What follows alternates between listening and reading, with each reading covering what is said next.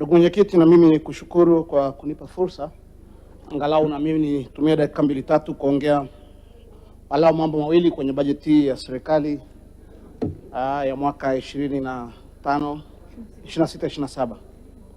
Ndugu mwenyekiti, la kwanza kabisa nimpongeze Waziri wa Mipango na Uwekezaji, mwalimu wetu, baadhi yetu tulioko kuna ni Profesa Mkumbo.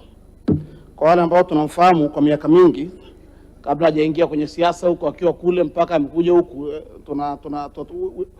tuko impressed na consistency prof, kwamba angalau kuna baadhi ya mambo ambayo ulikuwa unayasemaga huko nje wakati huo na nini, lakini leo tunayaona kwamba mpata nafasi ya kuwa kama waziri na kwa kweli unayaweka into practice. Kongole na hongera kwa hilo. Kuna jambo moja nyeti sana umelizungumza kwenye hotuba yako, habari ya kuweka mazingira rafiki ya ufanyaji wa biashara. Nchi yetu imekuwa na regulatory authorities na organs au bodies nyingi sana huko nyuma. Tunaanzisha biashara yako, hujakaa vizuri, wamekuja OSHA. Hujakaa vizuri, wamekuja halmashauri. Hujakaa vizuri, zimamoto. Hujakaa vizuri, TRA. Hujakaa vizuri, sijui nani. Siku hizi naambiwa mpaka na kwenye saluni BASATA, sijui nani. Sasa angalau hili la kusema kwamba mnapunguza utitiri wa regulatory authorities na organs, kwa kweli litakuwa ni jambo zuri na litaweka mazingira mazuri na rafiki kwa wafanya biashara. Lingine ambao tumeliona ni habari ya kupima, kupanga na kumilikisha ardhi kwa Tanzania. Mimi ni mjumbe wa kamati ya bunge ya kudumu ya ardhi, maliasili na utalii, ndugu mwenyekiti, na mpango ulipokuja kwenye kamati yetu tulijadili na tulipokea kwa furaha kubwa sana. Moja ya changamoto ambayo tumekuwa nayo kama taifa na hususan young democracies, nchi nyingi zinazoendelea, ni kwamba kila siku itokayo kwa Mungu tunajenga. Yaani mimi tangu tumeingia kwenye bunge hili, mimi nimeingia bungeni hapo mwaka 2012 mpaka leo hii, unakuta mbunge anaongelea shule ya msingi, anaongelea matundu ya vyoo, anaongelea zahanati, anaongelea lakini unakuta kwamba sababu kubwa tu ni kwamba hatujapanga maeneo yetu. Leo anaibuka mwananchi kutoka kwenye kijiji anachoishi, anaenda shambani kwake huko, anaanzisha kanyumba hapo kamoja, anahamia huko, mwingine naye kwenye kashamba kake, baada ya wiki moja, mwezi mmoja, wameenda kwa diwani, wameenda kwa mbunge, wanataka shule shikizi. Unajenga madarasa mawili hapo. Baada ya mwaka mmoja wamekuja wanataka shule ya msingi. Mnahangaika na waziri huku na TAMISEMI na mnajenga shule ya msingi.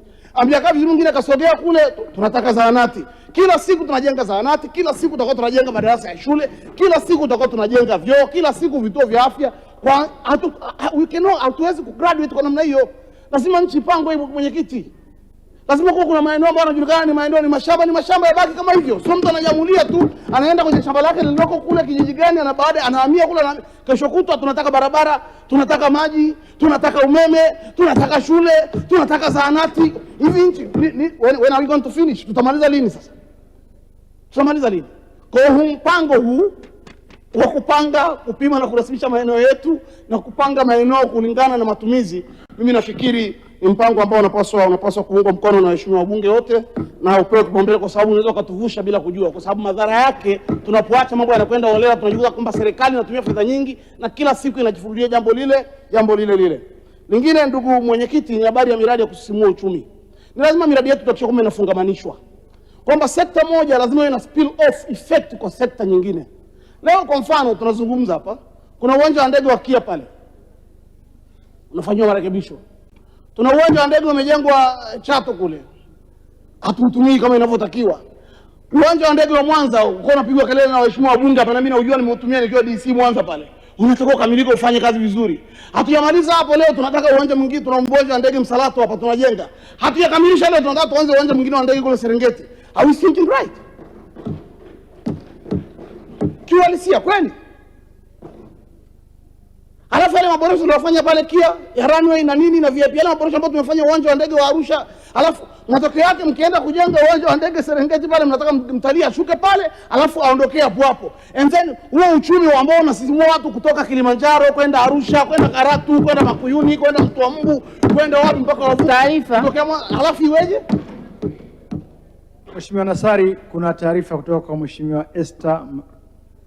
Mheshimiwa Mwenyekiti, nakushukuru. Tupenda kumpa tu taarifa Mheshimiwa Nassari. Kwanza, kuendeleza miundombinu ya kimkakati ni mpango madhubuti ambao unapendwa kuungwa mkono ili kuhakikisha kwamba Tanzania inakuwa kiuchumi na kuweza kufikia malengo ya dira 2050 ambayo tumejiwekea. Lakini pili, naona akifanya sana reference na uwanja wa ndege wa Serengeti.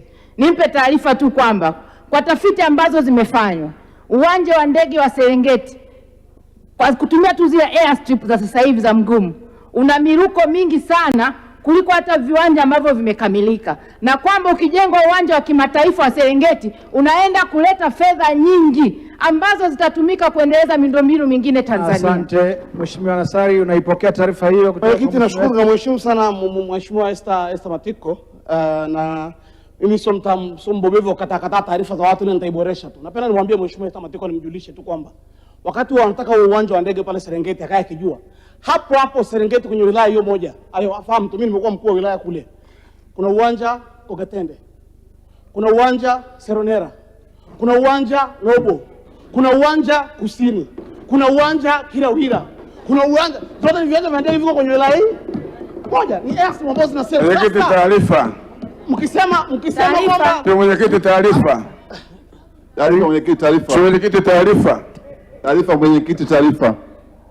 Itakuwa taarifa ya mwisho hiyo.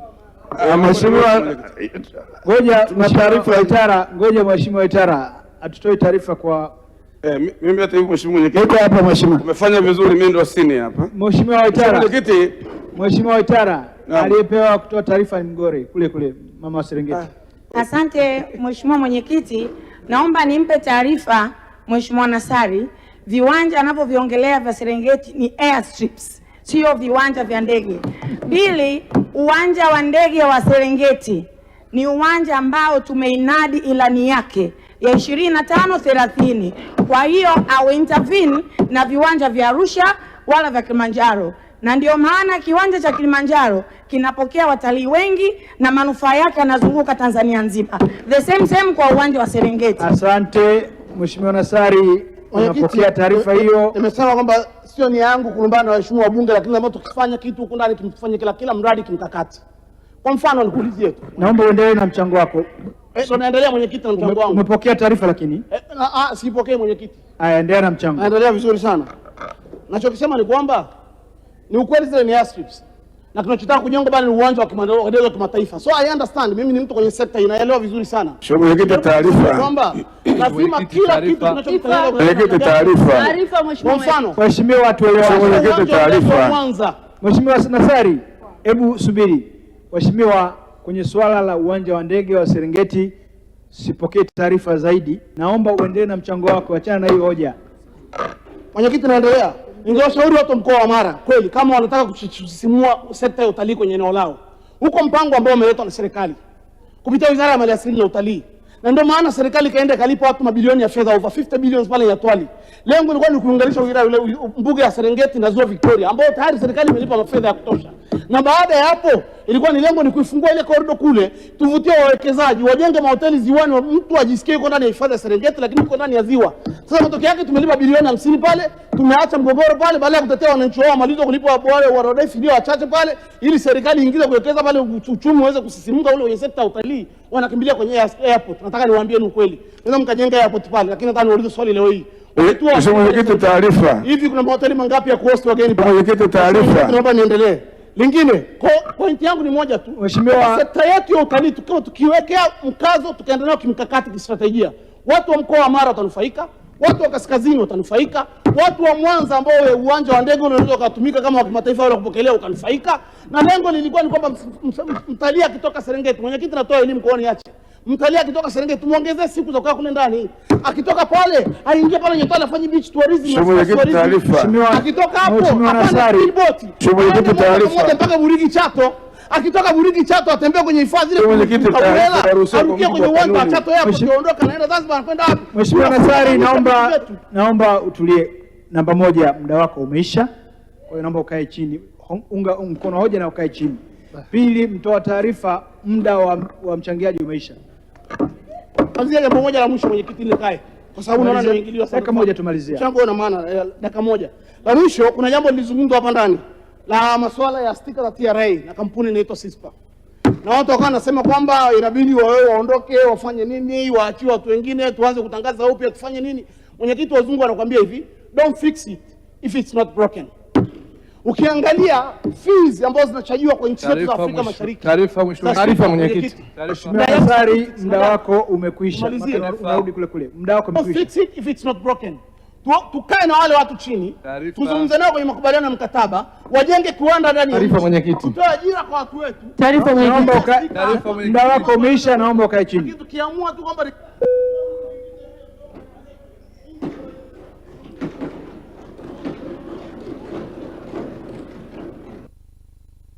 Asante, tunaendelea. Nilimwita Mheshimiwa Zakaria. Global TV, kimbilio la wasio na sauti. Tupigie sasa.